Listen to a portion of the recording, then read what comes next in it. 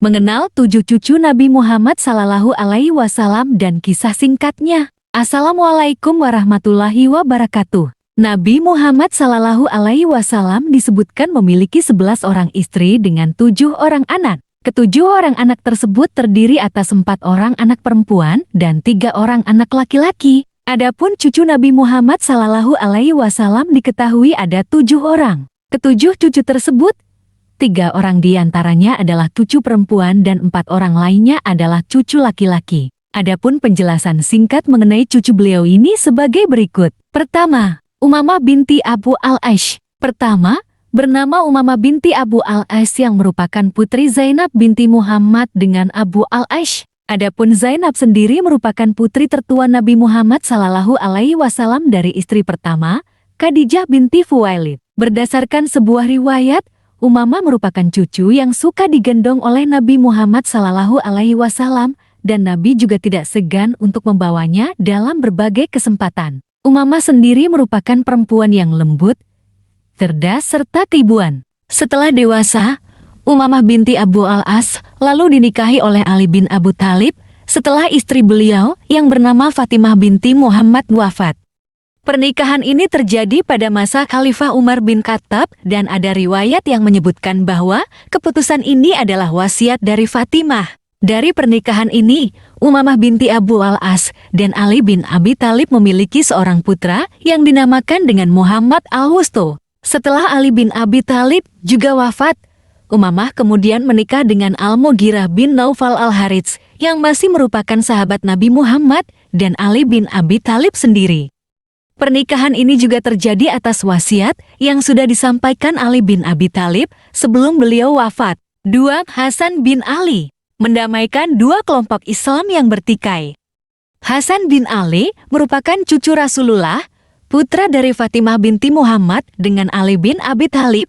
Pada awalnya, ayah beliau ingin memberi nama Harb yang artinya perang, namun Rasulullah memberi nama Hasan. Disebutkan bahwa Hasan bin Ali mempunyai banyak keutamaan.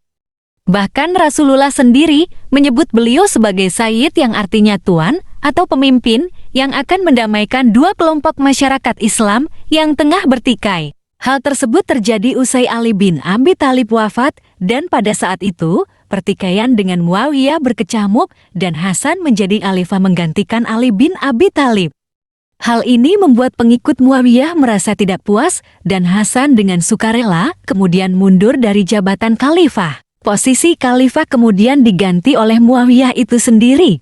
Tidak hanya itu, Hasan juga berhasil memberikan pengertian kepada para pengikut setia Ali bin Abi Thalib yang membuat dua kelompok ini bisa didamaikan. Dicemooh oleh pendukungnya sendiri.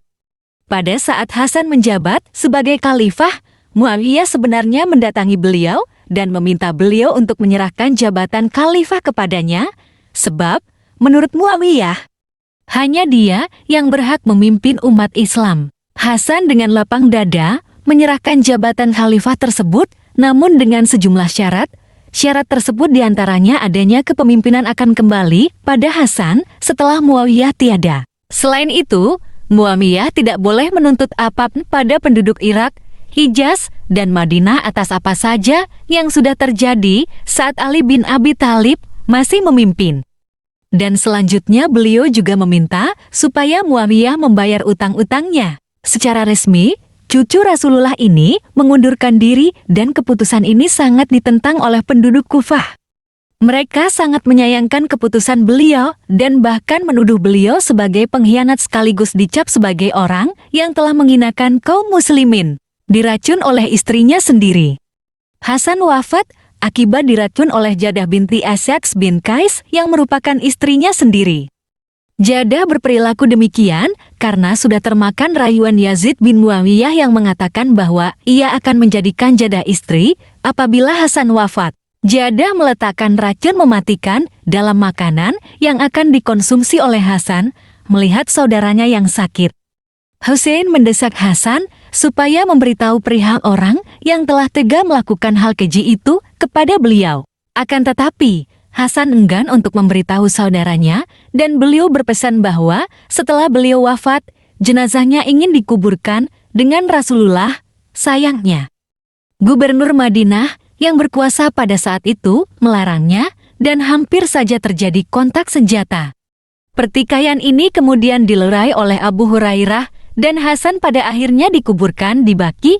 Beliau dikubur berdekatan dengan kuburan sang ibunda, yakni Fatimah binti Rasulullah. 3. Husain bin Ali. Husain merupakan saudara Hasan yang artinya juga merupakan putra khalifah keempat, yakni Ali bin Abi Thalib dengan Fatimah Az-Zahra. Beliau sangat dimuliakan oleh umat Islam, bahkan termasuk oleh Muawiyah, khalifah yang menggantikan Hasan. Muawiyah tidak hanya memuliakan Husain bin Ali, namun juga sangat memperhatikan kehidupan beliau beserta saudaranya. Disebutkan juga bahwa Muawiyah sering memberikan hadiah kepada beliau dan juga saudaranya. Namun, pada saat Khalifah Muawiyah digantikan oleh Yazid bin Muawiyah, anaknya, Husain, dan juga Ibnu Zubair termasuk dalam golongan yang tidak mau berbaiat. Penolakan ini bahkan sudah terjadi saat Yazid ditetapkan sebagai calon pengganti Muawiyah dan Muawiyah sendiri masih belum wafat. Penolakan ini membuat Husain dan Ibnu Zubair keluar dari Madinah dan menuju Mekah. Keduanya kemudian menetap di kota tersebut. Lebih lanjut lagi, penduduk Irak mengirimi beliau banyak surat yang isinya adalah membujuk beliau agar menjadi pemimpin mereka. Bahkan dari sebagian surat tersebut, ada yang menyatakan kegembiraannya karena Muawiyah sudah wafat. Rasulullah sendiri sudah pernah menceritakan perihal Husain yang akan wafat dalam kondisi terbunuh. Hal ini juga benar-benar terjadi dengan Husain yang dibunuh secara syalim dalam perjalanannya menuju Irak.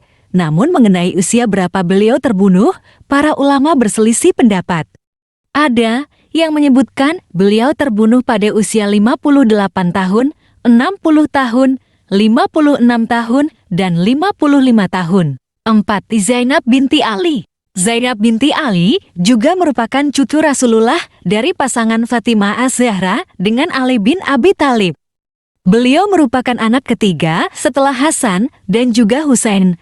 Zainab binti Ali dikenal sebagai wanita yang berkarakter mulia, punya banyak ide, serta menguasai ilmu bahasa. Setelah dewasa, beliau menikah dengan sepupunya yang bernama Abdullah bin Ja'far.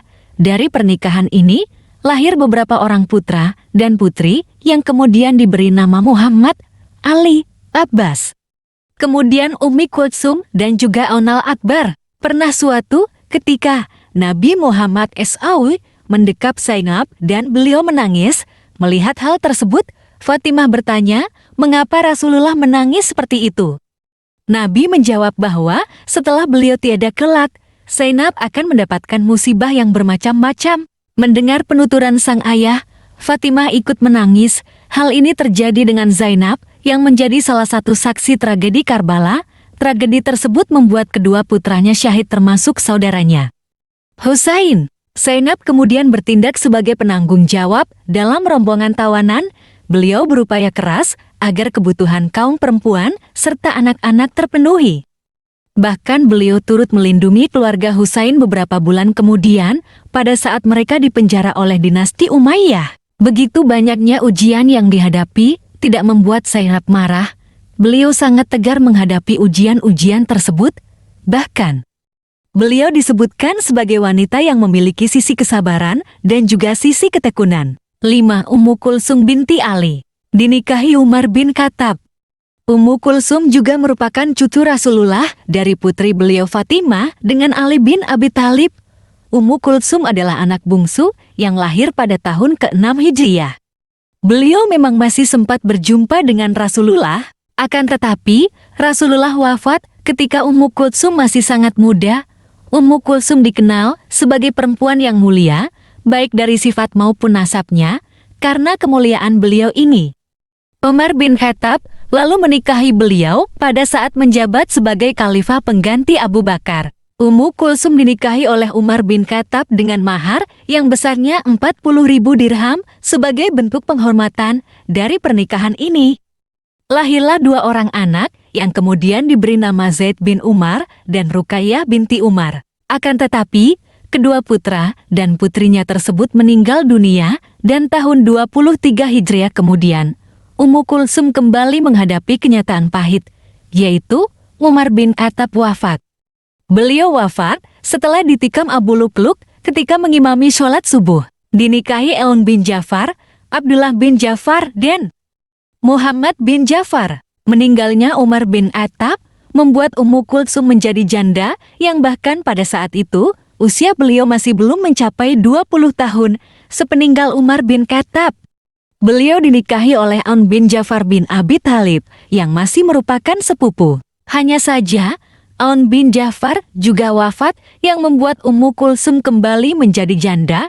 Setelah menjadi janda, beliau juga menikah lagi dengan saudara sepupu yang lain yang bernama Abdullah bin Ja'far bin Abi Thalib. Akan tetapi, Abdullah juga tutup usia sehingga Ummu Kulsum menjadi janda untuk yang ketiga kalinya setelah menjadi janda kembali.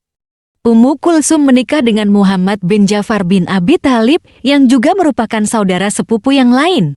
Namun, Ummu Kulsum wafat mendahului suami yang keempat ini dan dari pernikahan-pernikahan yang berlangsung dengan 3 orang setelah Umar bin Khattab ini, Ummu Kulsum tidak dikaruniai anak. 6. Abdullah bin Umar. Abdullah bin Umar merupakan cucu Rasulullah yang biasa juga disebut dengan Ibnu Umar. Beliau adalah salah seorang yang banyak meriwayatkan hadits. Beliau merupakan putra dari Umar bin Khattab dan memang sudah sejak kecil sangat dekat dengan nilai-nilai agama Islam. Saat usianya mencapai 13 tahun, Abdullah bin Umar memohon kepada sang ayah agar diizinkan ikut dalam perang Badar. Akan tetapi, Rasulullah menolak permohonan tersebut karena usianya yang masih kecil. Beliau adalah seorang yang sangat mengidolakan Rasulullah hingga setiap gerak-gerik Rasulullah diikutinya. Beliau juga merupakan orang yang sangat tekun beribadah, serta merupakan orang yang sangat suka berbagi. 7. Muhsin bin Ali. Muhsin bin Ali merupakan putra kelima pasangan Fatimah binti Muhammad SAW dengan Ali bin Abi Thalib. Beliau merupakan putra bungsu yang saat kandungan masih berusia 6 bulan. Fatimah mengalami keguguran, pada saat itu juga terjadi penyerangan ke rumah Ali bin Abi Thalib. Kisah para cucu Rasulullah mengajarkan banyak keteladanan, termasuk diantaranya kesabaran, kesederhanaan, dan gemar berbagi dengan sesama. Tentunya keteladanan ini bisa diterapkan dalam keseharian. Demikian tadi ringkasan kisah dan nama cucu Rasulullah yang perlu kita ketahui, mudah-mudahan bermanfaat dan menginspirasi. Waalaikumsalam warahmatullahi wabarakatuh. Terima kasih telah menonton Al Channel.